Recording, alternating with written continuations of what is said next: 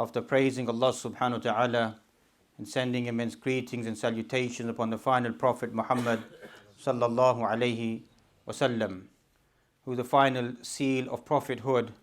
And thus today's journey begins to speak about Surah Al-Anbiya, the surah that speaks about the prophets, the messengers, the 21st surah of the Quran, 112 verses, a Meccan surah, whereby in the previous surahs it began to give a slight prelude or slight discussion about some of their paths or the struggles that they went through. Specifically, if we look back at Surah Yusuf and Surah Ibrahim, the story of Yusuf alayhi salam and the story of Ibrahim alayhi salam. And as if this surah, as many ulama have said, is just finishing the story or the encouragement to the Prophet alayhi salatu salam. That look what existed before to these prophets that came before you, and the striving and the struggle that they went through. And that's Allah subhanahu wa ta'ala mentions about these messengers, وَجَعَلْنَاهُمْ أَئِمَّةً يَهْدُونَ بِأَمْرِنَا. We made these individuals to become a'imma, to become leaders of their people. وَأَوْحَيْنَا إِلَيْهِمْ فِعْلَ الْخَيْرَاتِ وَإِقَامَ الصَّلَاةِ وَإِيتَاءَ الزَّكَاةِ وَكَانُوا لَنَا عَابِدِينَ. And we gave them revelation was given to each of these individuals. And we inspired them to carry out good actions, persevere in their actions, establishing the prayer, giving of the zakah. وَكَانُوا لَنَا عَابِدِينَ. And they were our worshippers. And that's many ulama, they mentioned that the highest grading, the highest laqab, the highest title that you can give to any human being is Abdullah, is a servant of Allah subhanahu wa ta'ala. Because some of us, we may think that's a minimal title to give to a human being. That's the highest maqam, the highest title that Allah gives to the messengers, gives to the Prophet alayhi salatu wasalam as well specifically. Subhanalladhi asra bi abdihi. Glorified be Allah subhanahu wa ta'ala, took his servant, Nuh alayhi salam, wa kana abdan shakura. Nuh is classified as a grateful servant of Allah subhanahu wa ta'ala. And here likewise Allah mentions about these messengers, wa kanu lana abidin. They were our worshippers. That's why we have to follow their methodology, their path of becoming worshippers of Allah. Till eventually Allah mentions at Surah Al-Furqan, the 25th chapter of the Quran, وَعِبَادُ الرَّحْمَنِ الَّذِينَ يَمْشُونَ لَأَرْضِ هَوْنًا. Who are Ibadu Rahman? Who are the servants of Allah subhanahu wa ta'ala, who walk upon the face of the earth in a state of humility, tranquility, not in a state of arrogance, in a pomp and show. They are humble individuals in their focus towards Allah subhanahu wa ta'ala. وَإِذَا خَاطَبَهُمُ الْجَاهِلُونَ قَالُوا سَلَامًا. Ignorant individuals who waste their time, waste their mind, waste of words, or they say waste of space. قَالُوا سَلَامًا. But that's what much of this world has become. We don't know, we're not visualized in what we're trying to achieve or gain inside this world. And many of us, we all fall prey to that. That squandering one's time, wasting one's time. That's what the Quran mentions. فَاصْبِرْ كَمَا صَبَرَ أُولُو الْعَزْمِ مِنَ الرُّسُلِ. Be patient. Be committed to what you want to do inside your lives. كَمَا صَبَرَ أُولُو الْعَزْمِ مِنَ الرُّسُلِ. Just like the 5 strong, resolute prophets, they were focused inside their lives. And that's what these surahs are teaching us inside our lives. Look at these individuals and look at their stories, what they carried out inside their lives. So that's here inside this surah. Allah mentions 14 different prophets. Separately, He mentions them in a few glimpses about their life, and specifically about Ibrahim alayhi salam inside this surah is mentioned, and some supplications, some of the prophets. And even if you study the Quran where Allah mentions about the prophets, Allah mentions at times a cluster of prophets. He brings them together. Inside Surah Al-Anbiya that we find, Allah mentions 18 different prophets are mentioned together. From only 25 prophets that exist inside the Quran, 18 are mentioned together. Inside Surah Al-Nisa, 14 are mentioned together. And there's a sir, there's a hidden element if you study these surahs or these passages, how Allah subhanahu wa ta'ala is speaking about these messengers, these prophets. And why does Allah subhanahu wa ta'ala speak about only these 14 inside Surah Al-Anbiya in this 21st surah? Because some of the ulama tafasir have mentioned, because if you look at these 14 individuals, you find their proximity in the striving, in the struggle of the Prophet alayhi salatu salam. Because we know that the messengers, ummahatum shatta walakin dinum wahid. Their mothers are variants, different mothers they had. Walakin dinum wahid, but their way of life is one. So they all shared the same things, 3 things, all messages, prophets that they shared. The concept of belief, the concept of ahkam, the concept of akhlaq, characteristics. Aqidah doesn't change of the prophets. Nor does akhlaq change of the prophets. The only thing that changes from one prophet to another prophet is ahkam, rules and regulations. Something which was haram before could become halal, or something which is just disliked could become something which is preferable inside our sharia. As for the rest of it, it's all constant in everything that they preach towards humanity. And like if we look at the Injil today, that we find so much discrepancies inside it, different versions, different words, different things are mentioned. And that's why even inside the Quran, it highlights those discrepancies. And it tells us this is the way that we need to follow, of the way of the Anbiya, the way of the messengers highlighted. And then Allah subhanahu wa ta'ala strangely concludes this surah. After mentioning all the previous 13 surahs speaking about them, Allah then concludes it with وَمَا أَرْسَلْنَاكَ إِلَّا رَحْمَةً لِلْعَالَمِينَ. Allah then concludes it with the best of the messengers, the seal of prophethood, the ultimate prophet, the best prophet, none other than the Prophet alayhi salatu wasalam. وَمَا أَرْسَلْنَاكَ إِلَّا رَحْمَةً لِلْعَالَمِينَ. We not send you as a mercy to all of the worlds. Whether it be the world of the jinn, or the human being, or any unseen world, whether it be the world of paradise. He's the messenger of everything. The messenger who opens up the doors of paradise. No prophet, no messenger, no nation, no tribe, no people. That's why we are the last people. But we're the first people to come on the day of judgment. Standing behind whom? Behind the Prophet ﷺ. And that's why we should read about him, about the Prophet ﷺ, to gain that inspiration. Just like he gains his inspiration from the stories of the prophets. Because in the human element of his life, at moments he did become upset. He did become worried. And that's why the Quran, it came down. That we reveal this Quran upon you. مَا نُثَبِّتُ بِفُؤَادَكَ, to strengthen your heart. That read through the lives of the previous prophets and messengers, how they persevered and what struggling that they went through. And that's inside this surah. You find no exception about all these individuals striving and struggling away from Allah subhanahu wa ta'ala. All this surah, 112 verses, a Meccan surah. And most of the ulama tafasir, they go to this view that there's enough consensus that all this surah is a Meccan surah. Whatever Ibn al-Jawzi inside his works of Al-Zad al-Masir, or Ibn Atiyah, Sahib al-Wajiz, Al-Andalusi, Imam Qurtubi, all say this is a pure Meccan surah. And you read this surah and study this surah, you see why. They all agree it's a Meccan surah in the nature, in the wording of this surah. And even the name itself, Al-Anbiya, is as if it's laying out what is the whole theme of this surah. The whole theme of this surah is nothing but the prophets and what they preached. The last day, accountability, paradise.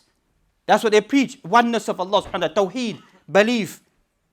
As if the whole of their lives is segmented, put together inside this one surah. Where all these individual preaching towards Allah subhanahu wa ta'ala.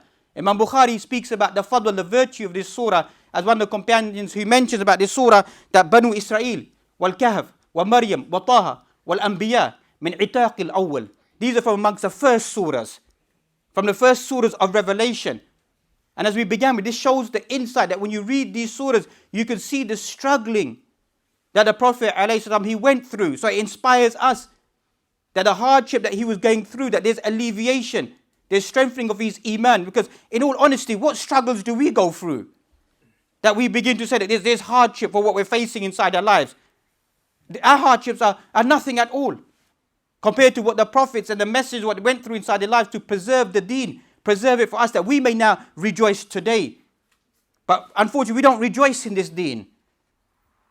Some of us don't have an interest inside this deen. We don't have an interest about it. What they strived and they strove and they struggled for, we don't care less about it.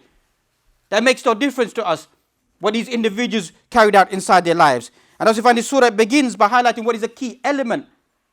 The key element of the messages, key element of a Muslim, what would awaken us, is the last day. Allah begins the surah mentioning, اقترب للناس حسابهم وهم في غفلة معرضون.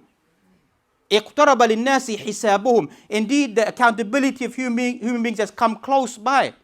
And inside the same surah, Allah mentions, واقترب الوعد الحق. So twice Allah mentions it's come very, very close. And here ulama of tafasir like Ibn Ashur, Sahib al-Tahwir wa Tanwir, he begins to discuss this one kalima, this one verb, اقترب. Because Allah could have said qaruba, it's come close. Why iqtaraba? Why does Allah use such a wording? That's why every single letter, every single verb which has an addition, it carries a more deeper meaning. That's how deep the Arabic language is. That's how deep the Quran is. That as if it's saying that it's so close by, and on top of that is going to be a form of shadid, iqab. That what's going to happen next, that is quickly going to come, and then you're going to face that punishment. So اقترب للناس حسابهم وهم في غفلة معرضون. The hour has come very close, the accountability, but most people are in a state of heedlessness. In a hadith we find the Prophet, as I mentioned, بعثت أنا والساعة كهاتين. My sending and the coming of the hour is like these two fingers. Like these two fingers. Various descriptions are highlighted. What does it mean by this descriptive nature of the Prophet ﷺ? Either it means that he is the final prophet, there's no prophet after him. No prophet is going to come. Or it means that so much time has gone by, only a short time is left. Only a short time is left. Or the other meaning is time is going to be so swift, so quick. Time is going to go past by. Look at many of us inside our lives. 30 years, 40 years, 50 years has gone by like a blinking of an eye. So the hour is coming. What is remaining is less. What's gone by is so many years have gone by. Only a few years are left in coming of the hour is what this hadith is trying to highlight. And as we find at the beginning of the reminder is the last day. As in Surah Ibrahim we mentioned, وَذَكِّرْهُمْ بِأَيَّامِ اللَّهِ. Remind them about the days of meeting Allah subhanahu wa ta'ala. Because the more the person becomes focused in their fear of Allah subhanahu wa ta'ala, in their worry about the standing in the last day, the more simple the rest of life becomes. It becomes very simple that if a person has that inside their heart and their mind, the concept of accountability, of hisab, as mentioned towards the end of this surah, that when the scriptures are laid out, or another place where Allah mentions inside this surah, وَإِنْ كَانَ مِثْقَالَ حَبَّةٍ مِنْ خَرْدَلٍ أَتَيْنَا بِهَا وَكَفَى بِنَا حَاسِبِينَ. That even happens to be an atom's grain, a seed, a piece of rice, a grain of rice, a mustard seed, even happens with that, we're going to bring it forth to accountability. So when a Muslim becomes worried that every single thing about my life is going to be accounted for, that fear leads to becoming worried in not just our actions, worried in our speech. That many of us are so loose with our tongues. And some of us, we think even in the religious ceremony or our religious clerics that we find, we're so loose with our tongues in condemning and damning people, sending people to the hellfire. It's become so loose, so easy. That's not the role of an alim, a scholar, to condemn people, to throw them into the hellfire. It's to save people and not to be specifics about people. Because only Allah subhanahu wa ta'ala knows, وَمَا أَرْسَلْنَاكَ إِلَّا رَحْمَةً لِلْعَالَمِينَ, as a mercy to people, merciful to people, to help guide them to come out of their haram, their ghafla, their heedlessness. That's why ulama said inside this surah, اقترب للناس حسابهم وهم في غفلة. غفلة هنا بمعنى الدنيا ولو كان حلالا. Most of us are heedless of the akhirah because we're so overtaken with the dunya. Whether it be, ulama said, whether it's halal or haram, that's not the topic. We're so engrossed inside the dunya, we lose vision towards al-akhirah. And that shouldn't happen to a Muslim inside their life. That even inside, when they're working inside the dunya, don't lose your vision, your perception towards al-akhirah that we find. Ibn Kathir mentions هذا التنبيه من الله عز وجل على اقتراب الساعة. This is a warning from Allah subhanahu wa ta'ala that the hour is coming very close. وأن الناس في غفلة عنها واستعداد لها. People in a state of heedlessness regarding it, and their preparation regarding this last day to meeting Allah subhanahu wa ta'ala. And that's Allah subhanahu wa ta'ala begins many surahs inside the Quran speaking about the last day. Surah Al-Nahl, the 16th chapter of the Quran. أَتَى أَمْرُ اللَّهِ فَلَا تَسْتَعْجِلُوهُ. أَتَى أَمْرُ اللَّهِ. The commandment, the last day, the hour has been established. فَلَا تَسْتَعْجِلُوهُ. Don't try to hasten it. It has its appointed time. In Surah Al-Qamar that we find, Allah subhanahu wa ta'ala mentions اقتربت الساعة وانشق القمر. Surah Al-Qamar, the 54th chapter of the Quran, is another sign of the prophethood or the end of this world. That's what we find. He said to one of the companions, count 6 things before the coming of the last day. Amongst those 6 things, the first thing that he mentioned, sallallahu alaihi wasallam, was mawti, is my death, my demise. That's what even inside this surah Allah mentions. That do you think you're going to live for eternity? Or do people think that if you pass away, people are going to live forever? No one's going to live forever. There has to come an ending. That's why the first sign of all the signs of the day of judgment, all the 90 minor signs or so of the day of judgment that we find, the minor signs, the beginning of those signs is the death of the Prophet ﷺ. And a side point, if you understand his death, read what the companions went through and what they classified as the greatest calamity inside their lives. And what are we doing as we began? What are we doing with his message? Alayhi salatu. What are we doing with his message that has been entrusted upon us? What do we do with that message now? That they broke down, thinking that's the end. And it's been entrusted upon us. And as I mentioned, this trust will be given to the human beings. Offered it to the heavens and the earth. وَحَمَلَهَا الْإِنسَانِ إِنَّهُ كَانَ ظَلُومًا جَهُولًا. But this human being is oppressive, is ignorant. That's what most of mankind are, ignorant towards the message of the Prophet ﷺ and ignorant towards the messengers themselves. Thus we find that these men are sent to illuminate us. As Allah mentions numerous places inside this surah, وَمَا أَرْسَلْنَا قَبْلَكَ إِلَّا رِجَالًا نُوحِي إِلَيْهِمْ فَاسْأَلُوا أَهْلَ الذِّكْرِ إِن كُنتُمْ لَا تَعْلَمُونَ. We did not send men except for men to be messengers. And we inspired them, we gave them revelation. فَاسْأَلُوا أَهْلَ الذِّكْرِ إِن كُنتُمْ لَا تَعْلَمُونَ. Ask the people of dhikr, the people of knowledge, the people of understanding. If you don't know. Then again Allah mentions وَمَا أَرْسَلْنَا مِن قَبْلِكَ مِن رَسُولٍ إِلَّا نُوحِي إِلَيْهِ أَنَّهُ لَا إِلَهَ إِلَّا أَنَا فَاعْبُدُونَ. Again Allah mentions the same contrast of words. That we sent men to be messengers. And we inspired them and we gave them revelation to worship only Allah subhanahu wa ta'ala. Then in the end of the surah Allah mentions قُلْ إِنَّمَا يُوحَى إِلَيَّ أَنَّمَا إِلَهُكُمْ إِلَهٌ وَاحِدٌ فَهَلْ أَنْتُمْ مُسْلِمُونَ. We gave this revelation to you, to the messengers, that there's only one deity to be worshipped, that's Allah subhanahu wa ta'ala. فَهَلْ أَنْتُمْ مُسْلِمُونَ. Are you going to submit to Allah subhanahu wa ta'ala? And that's what did the messenger bring? All of them brought their own revelation that was given to them at their due point. And here Allah mentioned, لَقَدْ أَنزَلْنَا إِلَيْكُمْ كِتَابًا فِيهِ ذِكْرُكُمْ. Remember, as we began, this Quran is primarily speaking to the Quraysh, or this surah is speaking to the Quraysh. We sent down this book that's speaking about you, speaking about the Quraysh, speaking about what existed before the Quraysh. And that's why some of the ulama mentioned, Ibn Abbas mentioned, ذِكْرُكُمْ بِمَعْنَى شَرَفُكُمْ. Your nobility, your ranks. And some ulama said that via holding fast to the Quran, the person becomes lifted inside this dunya. That's how a person becomes praised, they're remembered via their obedience to the book of Allah subhanahu wa ta'ala. أَفَلَا تَعْقِلُونَ. Why don't they comprehend and understand? Then again Allah mentions, وَهَذَا ذِكْرُ مُبَارَكٌ أَنزَلْنَاهُ أَفَأَنْتُمْ لَهُ مُنْكِرُونَ. We sent down this dhikr, mubarakun. This is a blessed book. Another place in the Quran Allah mentions that this Quran that we sent down upon you is a blessed book. That a person should reflect, لِيَدَّبَّرُوا آيَاتِهِ, to reflect and to ponder over the verses of Allah subhanahu wa ta'ala. كِتَابٌ أَنزَلْنَاهُ إِلَيْكَ مُبَارَكٌ لِيَدَّبَّرُوا آيَاتِهِ وَلِيَتَذَكَّرَ أُولُو الْأَلْبَابِ. A blessed book that we sent down upon you, that you may ponder and reflect, لِيَدَّبَّرُوا آيَاتِهِ, ponder and reflect over the ayat, the verses of Allah subhanahu wa ta'ala. And then Allah mentions inside this surah, as we mentioned, it's not possible to go through every single verse of 112 verses, but to pluck certain verses that have relevance to us inside our lives. The message is there that why are we upon this earth? Allah mentioned, وَمَا خَلَقْنَا السَّمَاءَ وَالْأَرْضَ وَمَا بَيْنَهُمَا لَاعِبِينَ.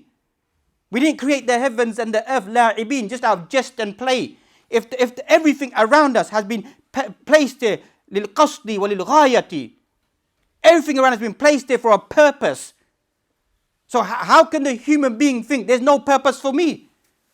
غَيْر مَعْقُول. Doesn't make sense that everything around us, that revolves around us, has a purpose. And we, the human beings, say, there's no purpose for me. Sudfatan, just all of a sudden, God just decided to create this world, or there happened to be a Big Bang theory, or people came into existence. And that's what we're going to do upon it, just live, die, eat, drink, just to enjoy ourselves.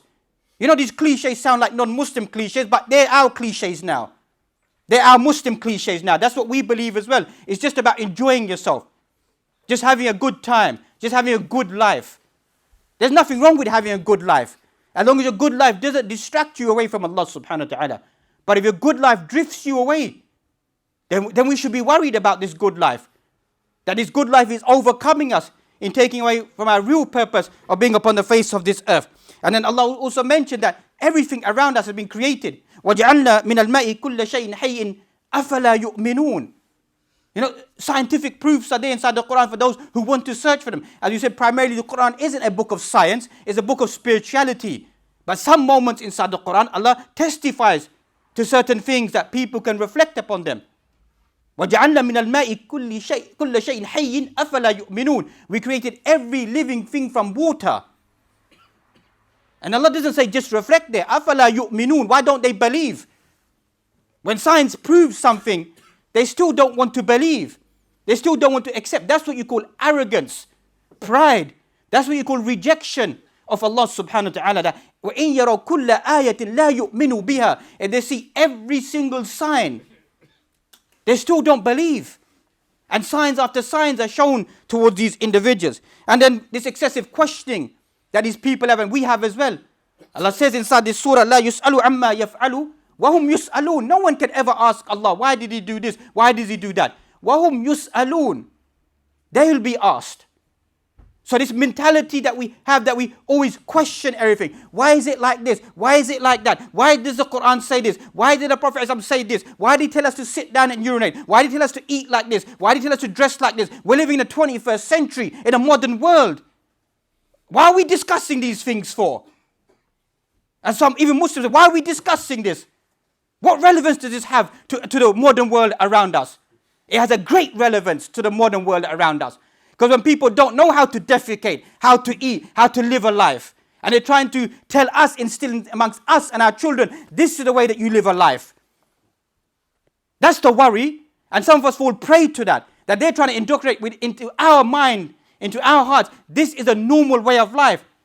And to enforce that upon us. If you talk about hurriya, freedom of speech and expression and religion and whatever it may be in the constitutions that you write about, what's the point of these constitutions? And that's why our women, they choose via their own choice, because it's ta'a lillahi subhanahu wa ta'ala. It's not obedience towards their husbands, what they try to preach, or society. They do it because it's obedience to what Allah subhanahu wa ta'ala has told them to do inside the Quran. Inside Surah Al-Nur, Surah Al-Ahzab, Surah Al-Nisa. The Quran is telling them to do this. They do it out of their own conviction that they are doing this action to please Allah subhanahu wa ta'ala. But when our mind becomes warped up, we don't understand what the Quran is. That even the religious garment, it becomes for what society will find acceptable. What they accept as hijab. It's not what they accept as hijab. They don't have a clue about what hijab is. That we need to dress in a hijab it pleases them, it beautifies them, it impresses them. Hijab isn't beauty. That should be crystal clear. اقرأوا كل الفقهاء. Read all the books of the fuqaha, whichever imam, whichever madhab that you follow. Read the fuqaha, what they say about what is jilbab al-mar'ah. What is the dress sense of the Muslim woman? Unanimous, only a few things they speak about the hand or about the face. And even those who speak about allowing the face of the woman, they say, if كانت مرأة الجميلة, if her face shows beauty, or she beautifies herself, فالأولى لها أن تغطي وجهها. Even those fuqaha are allowed to reveal the face, they said, if she beautifies herself, or her face becomes a form of temptation, fitna, she should cover her face. So I don't know which fuqaha these people are following today. As we mentioned many times, وَلَا تَقْرَبُوا zina, don't go towards zina. The messengers came to warn people, to keep them away from haram, not allow them to do haram, and then come with solutions inside our lives that we try to resolve with. So this all excessive questioning that we live inside this society of questioning everything around us. We should all safely agree one thing that we can't question. That here Allah mentions كُلُّ نَفْسٍ ذَائِقَةُ الْمَوْتِ وَنَبْلُوكُمْ بِالشَّرِّ وَالْخَيْرِ فِتْنَةً وَإِلَيْنَا تُرْجَعُونَ. We should all agree upon that. All humans should agree upon that. Every living thing will die, will perish. As for Muslims, وَنَبْلُوكُمْ بِالشَّرِّ وَالْخَيْرِ فِتْنَةً. We're going to test you. As Ibn Kathir mentions, there's going to be hardships, difficulties, good things, bad things, loss of wealth, property. That's life. That's what Allah wants to do. He wants to test us inside this life to see who of us really believes. Do you really think that if Salah was every single day at the same time throughout the year, or Hajj was in the same mawsum, in the same season, or Zakat was always set a certain amount, don't you think every single Muslim would submit to Allah subhanahu wa ta'ala? Why does it alternate? Why does Allah change certain things to see whether we really do obey Allah? Why does Allah subhanahu wa ta'ala say, أولا يرون أنهم يفتنون في كل عام مرة أو مرتين ثم لا يتوبون ولا هم يذكرون. Every once or twice in a year, all of us face affliction, adversities, hardships, loss of wealth, a job, property, loved ones, sickness. Every human being. Allah places that upon every single human being for what intent? That you may then repent and turn back to Allah subhanahu wa ta'ala, as Ibn Kathir he mentions. However, we find that the human being, as Allah describes, خُلِقَ الْإِنسَانُ مِنْ عَجَلٍ سَأُرِيكُمْ آيَاتِي فَلَا تَسْتَعْجِلُونَ. This human being, Amma Adam alayhi salam, or the more general, generic meaning is the human being.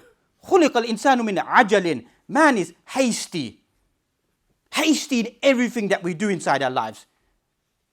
Right from the beginning to the end, anything that we want to do, it just has to be hastily done. A quick result. Just to reach to the top, whatever it may be. To be hasty inside our lives is how Allah subhanahu wa ta'ala described the human being. وَكَانَ الْإِنسَانُ عَجُولًا. Excessive hastiness. Doesn't ponder, doesn't reflect. Look at our society, if you really think about it. Most of the problems we're facing is because what we've done in our youth. That we hasty in our youth, we made the wrong decisions in our life, that we were even told, don't do this inside your life. You're going to see the repercussions later on, but we shrug it off. We shrug it off thinking, no, that's not going to happen to me. But as they say, it comes back to haunt us. And that's why we find that the hardship that we're seeing inside our society, it's there, it's visible. Because we're hasty, we're not taking heed. The intelligent individual is one who sees the mistakes of society, mistakes of people, even mistakes of their own family members, and tries to rectify, not to go down that same path. And in the end, Allah subhanahu wa ta'ala mentions, وَنَضَعُ الْمَوَازِينَ الْقِسْطَ لِيَوْمِ الْقِيَامَةِ. That on that day of judgment that we find that the mawazin, whether it be one scale or a number of scales, ulama they discuss, the scales will be placed there. In equity and justice. فَلَا تُظْلَمُ نَفْسٌ شَيْئًا وَإِنْ كَانَ مِثْقَالَ حَبَّةٍ مِنْ خَرْدَلٍ أَتَيْنَا بِهَا وَكَفَى بِنَا حَاسِبِينَ. No one will be wronged on that day in front of Allah subhanahu wa ta'ala. That's why Ibn Kathir and other ulama they speak about that on the day when the scales are laid there. You know, a man will come and the scales are tipped. He's on his way to Jahannam. And they said there's one parchment, one piece of paper. He said, what is one piece of paper going to do for me? What's the benefit of this parchment going to do to me? When I open that parchment, it says, Ashhadu an la ilaha illallah wa ashhadu anna Muhammadan Rasulullah. The testimony of faith is placed on the scale and it tips the scales. He had some conviction inside his heart. That's why we shouldn't be judgmental. That's why I said time and time, it's all dogma, theology, rhetoric, it's all speech. We don't know what exists in a man's heart.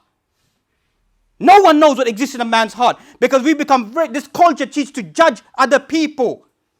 That's not a Muslim's role. That was never the messenger's role. Only on rare occasions he condemned so-and-so individuals to the hellfire. Even the munafiqun, he remained silent. He only disclosed it to one or two individuals. That's the Prophet ﷺ. People who try to torture and kill him, harm him. Look how abrupt we are. Just don't agree with somebody on something. Well, he must be like this. He must be like that. This shows a lack of our reading and understanding of the Quran and the environment that we live in and what we're doing inside our lives. We're at each other's throats. That's what we are. We're at each other's throats. That's all we're good for. To be at each other's throats, to condemn this person to paradise, condemn that person to the hellfire, to make this one a corrupt individual, to make that one such and such individual. That's not what life's about. As we mentioned, every single atom's weight, person will be judged about it, asked by Allah subhanahu wa ta'ala on that day. So every man, every soul should be worried about themselves, that maybe I've oppressed someone, maybe I said the wrong words, maybe I've got mountains of good deeds that I profess to have. But maybe at the same time my tongue is so loose, my behavior is so abrupt, that I oppress people the way that I speak or way that I conduct myself or things that I do to people. So those people that I've said things about them, they're going to be rushed to paradise and I'll be pushed back. خُلِقَ الْإِنسَانُ مِنْ عَجَلٍ. Being hasty. That's why we're hasty. We just, even every day if we walk to the masjid, see somebody doing something hasty, have to say something, have to give a rebuttal, have to make my point, have to be known, have to be seen, have to be tell this person, I told that person. That's not hikmah. That's not wisdom. That's not understanding. That you feel abruptly that every time you have to correct someone in your life. That's the right way in life. That's not the right way in life. There's far other patterns and methods of correcting people inside lives. And that's why some Muslims, they're sick of us. We shouldn't shy away from that. They're sick of us because our whole attitude, the way it is towards other Muslims, they'd rather see the back of us. Because we don't give them a comfortable feeling about what Islam is. Or give them that hope, that aspiration, that good feeling, the way of the messengers, how they were. A man came to the Prophet and asked him, let me just pray twice a day. He allowed it for him. And look at his wisdom. He said that he will gradually build up to pray 5 times a day. Even though the khas lid Nabi is specific for the Prophet. We're not saying that we should allow that for someone today, but just to understand the concept of wisdom. How he tolerated certain things with the subjects of the people around him. And that leads us on to the prophets. Then Allah subhanahu wa ta'ala begins to speak about these prophets. That's why look at the sir of these prophets, what they went through. Ibrahim alayhi salam, some verse 51 to 70. Read this story here in great detail. When he asked his people, Ma hadi tamathil, what are these statues, these idols? Antum laha aakifun, you're worshipping them. Shirk is rampant around us. We're living in a country which is full of kufr, disbelief, ilhad. That's the da'wah we should be doing. That's the focus. The statues, the idolatry, the false worship. That's what we should be channeling our efforts towards in the wider society. And that's what Ibrahim alayhi salam, he asked these people, what are these statues that you're worshipping? And obviously in their rage, they weren't able to respond to him. What did they say to him? They said, حَرِّقُوهُ وَانْصُرُوا آلِهَتَكُمْ إِن كُنْتُمْ فَاعِلِينَ. Burn him and rescue your idols, your deities if you're going to do something. وَقُلْنَا يَا نَارُ كُونِي بَرْدًا وَسَلَامًا عَلَى إِبْرَاهِيمَ. We said to the fire, become cool. Ulama said that if Allah never said وَسَلَامًا, first he could have been burned, then second time he could have frozen to death. But Allah said, بَرْدًا وَسَلَامًا. Cool and peaceful. Ala Ibrahim. The best days of his life were inside the fire. That's why numerous narrations Ibn Kathir mentions when even Jibreel alayhi salam came to him and asked him, عندك الحاجة? He said, do you need anything? He said, أما منك فلا. From you I don't need anything. حسبنا الله ونعم الوكيل قاله إبراهيم عليه السلام لما أدخل في النار أو ألقي في النار. حسبنا الله ونعم الوكيل is what Ibrahim alayhi salam said when he was thrown into the fire, and that's the same thing that the Prophet alayhi salam said when he met the armies, he met them. The same supplication. And that's why you find inside this surah the supplication of these messengers that we find. Look at Ayyub alayhi salam.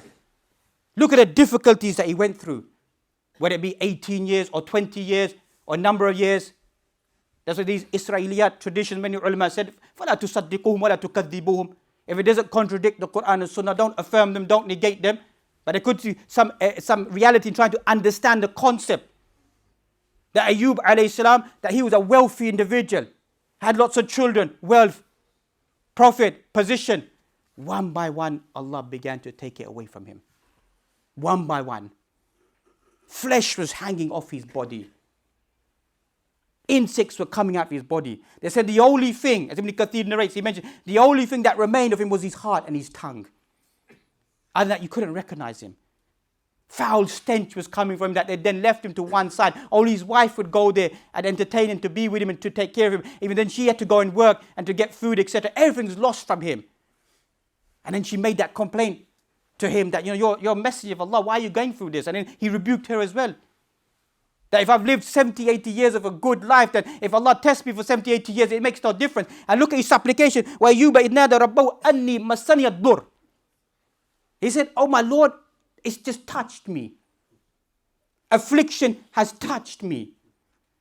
He doesn't say, look at the state of me, Ya Rabb. I'm your servant. I'm your messenger. Look at this hardship I'm going through inside my life. He just says, some affliction has touched me. وَأَنْتَ أَرْحَمُ الرَّاحِمِينَ. And you're the most merciful one. فَاسْتَجَبْنَا لَهُ فَكَشَفْنَا مَا بِهِ مِنْ ضُرٍّ. We responded to him and we unveiled the hardship that he was going through, adversity he was going through. وَأَتَيْنَوْ أَهْلَهُ وَمِثْلَهُ مَعُمْ رَحْمَةً مِنْ عِنْدِنَا وَذِكْرَى لِلْعَابِدِينَ. We gave him, returned his family, his wealth, his property, all was given back to him. And then comes the pinnacle of all of the messages that mentioned inside there, or Yunus alayhi salam. Dhunnun, the companion of the whale. It's quite strange. Allah inside the Surah Al-Anbiya mentions these prophets and mentions their path and mentions their supplications and about their lives. وَذَنُّونِ إِذْ ذَهَبَ مُغَاضِبًا فَظَنَّ أَن لَّن نَّقْدِرَ عَلَيْهِ فَنَادَى فِي الظُّلُمَاتِ أَن لَّا إِلَهَ إِلَّا أَنتَ سُبْحَانَكَ إِنِّي كُنتُ مِنَ الظَّالِمِينَ فَاسْتَجَبْنَا لَهُ وَنَجَّيْنَاهُ مِنَ الْغَمِّ وَكَذَلِكَ نُنْجِي الْمُؤْمِنِينَ. One of the most powerful du'as inside the Quran. When Dhunnun, he left his people in a state of anger. After years of preaching to his people, he left them and he walked away. And then they drew out lots. Because when he entered the ship, and every time Yunus, Dhunnun, his name kept on coming up, and he just threw himself overboard. As Ibn Kathir narrates, as he threw himself overboard, you find the hoot, the whale came. This great big fish came and it swallowed him and it gave revelation to the whale. Don't eat him. Preserve him inside your body. فَنَادَى فِي الظُّلُمَاتِ. As Ibn Abbas, Ibn Mas'ud, they mentioned the ظُلْمَةul layl. The darkness of the night.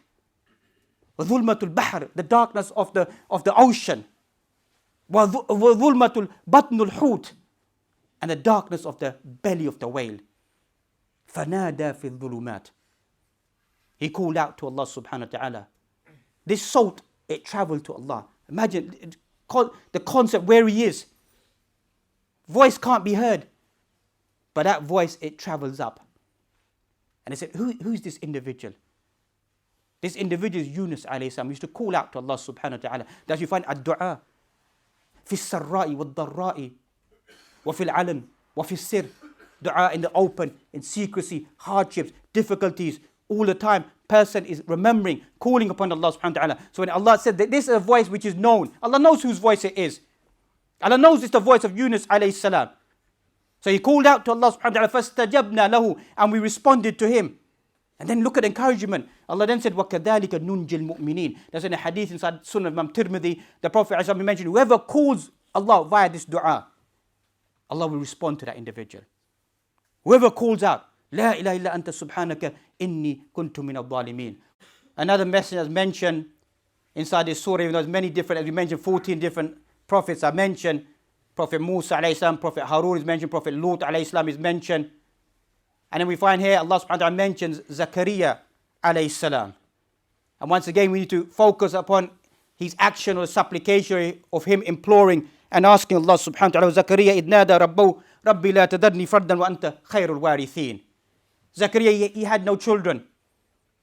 He said, don't leave me without, except I have some inheritors to inherit the nubuwwah, the prophethood from me. And Allah mentioned, فَاسْتَجَبْنَا لَهُ وَوَهَبْنَا لَهُ يَحْيَى. We responded to him and we gave him the child of Yahya. وَأَصْلَحْنَا لَهُ زَوْجَهُ. And we rectified his wife, meaning that she was barren. كانت عقيمة, was barren, couldn't have children. So we rectified her, gave her the blessing, being able to carry a child. إِنَّهُمْ كَانُوا يُسَارِعُونَ فِي الْخَيْرَاتِ وَيَدْعُونَنَا رَغَبًا وَرَهَبًا وَكَانُوا لَنَا خَاشِعِينَ. Look how Allah describes these prophets, these messengers, people who are obeying Allah subhanahu wa ta'ala. Used to call out to Allah in a state of hope, in a state of fear, worshipping Allah subhanahu wa ta'ala. وَكَانُوا لَنَا خَاشِعِينَ. Just as we began with what is ibadah. This is what ibadah, what worship, what life is servitude and obedience towards Allah subhanahu wa ta'ala. Then Allah mentions, إِنَّ هَذِي أُمَّتُكُمْ أُمَّةً وَاحِدًا وَأَنَا رَبُّكُمْ فَاعْبُدُونَ. As if the whole crux of all this journey of all of the prophets, as Ibn Kathir mentions, your ummah, this nation, dinukum, is one way of life. As we mentioned, it's one way of life, that the messages have one simple, easy message to give. There's no hidden elements of tawheed. There's no hidden elements of belief. It's just such a simple belief. What we've warped into society, that you need this intermediary, this individual, this religious person, this pious person, this grave, this shrine, this imam, this person, that person, this utensil or this thing you need. Where does all this come from? It's a simple belief. It's a simple way of life. That's what they said, Quran is nothing but tawheed. Read the Quran again and again. All it's speaking about is worship of Allah subhanahu wa ta'ala. If some people want to believe in some form of intermediary to get to Allah subhanahu wa ta'ala, that's their own wrong understanding. And they need to be rectified, that this path you're going towards, it doesn't really help you. Don't make similarities between Allah subhanahu wa ta'ala and the messengers, or between Allah and the people in the world around us. لَيْسَ كَمِثْلِهِ شَيْءٌ وَهُوَ السَّمِيعُ الْبَصِيرُ. Nothing is like unto Allah subhanahu wa ta'ala. He's all hearing, all seeing. So when you equate yourself that, so-and-so does this, this will be given to them. Don't equate that with Allah subhanahu wa ta'ala. كُلَّ يَوْمٍ هُوَ فِي شَأْنٍ. Every day Allah subhanahu wa ta'ala is in His own affair, what He wants to do subhanahu wa ta'ala. No, as we mentioned, no one can ask Him subhanahu wa ta'ala what He does and why He does it. So you find that this way of deen is one way of life. But we're just so fractured that but believe it has to be like this. Who said it has to be like that? These are all extra readings for whoever wants to read them. Look at the message. The message came to people, simple message. What did it say to the people? مَا لَكُم مِّنْ إِلَهٍ غَيْرُ. Worship only Allah subhanahu wa ta'ala. You have no other deity to worship. Simple it was. Never went into deep technicalities. We come along and give all these deep technicalities. Yeah, but a person, it does believe in Allah, but it's not really the right belief in Allah. What does that mean? It's not really the right belief in Allah. Are they not calling upon Allah? Are they not asking Allah subhanahu wa ta'ala? Maybe certain things about, because we've learned them maybe slightly different, or we have a deeper or better understanding we may claim to have, but that doesn't mean that we become rudimentary towards people around us. To think that now they should have exactly the same perception I have. And as a personal point, if you go through any masjid, you find many of the average people are far better than us.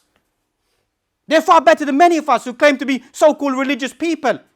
They'll sit there in secrecy and they'll implore and call upon Allah. They'll weep about their sins, about their life. They'll pray extra sunnah, extra nawafil. They ask Allah.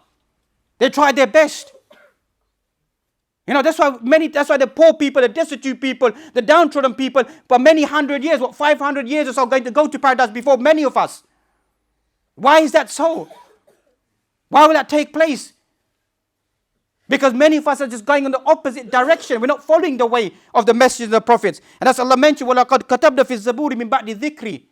We wrote down inside the Quran or inside the Zabur or inside the remembrance in the previous books, أَنَّ الْأَرْضَ يَرِثُهَا عِبَادِيَ الصَّالِحُونَ.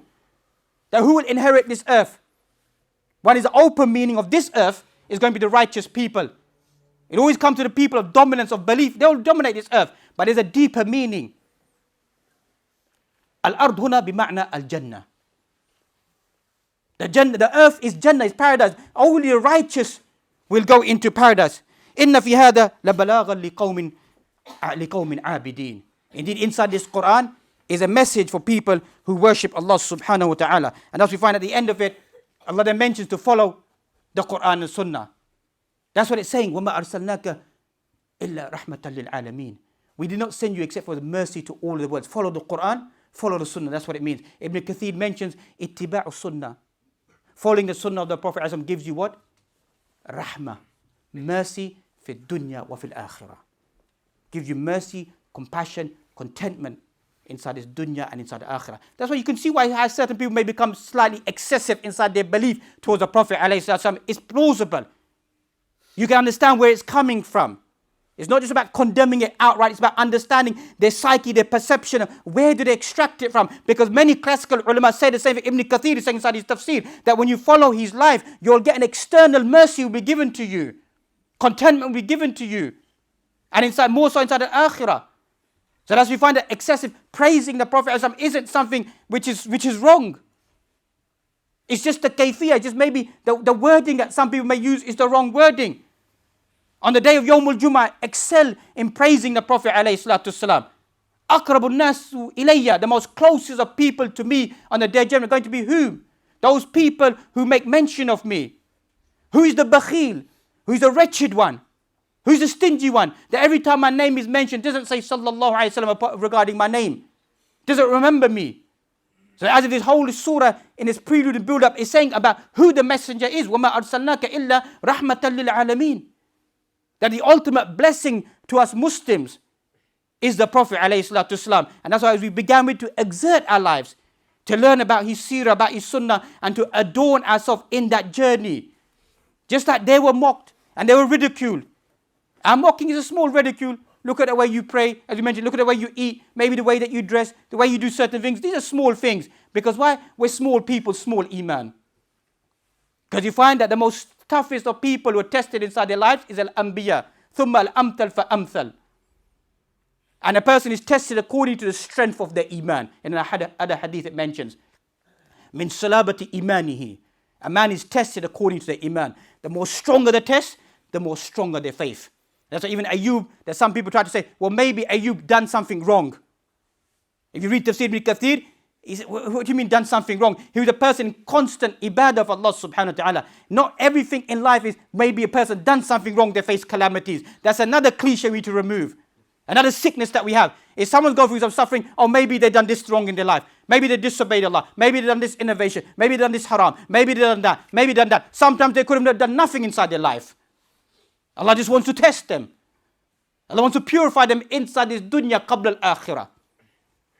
So a simple message today is to remove this judgmental perception we have inside our lives.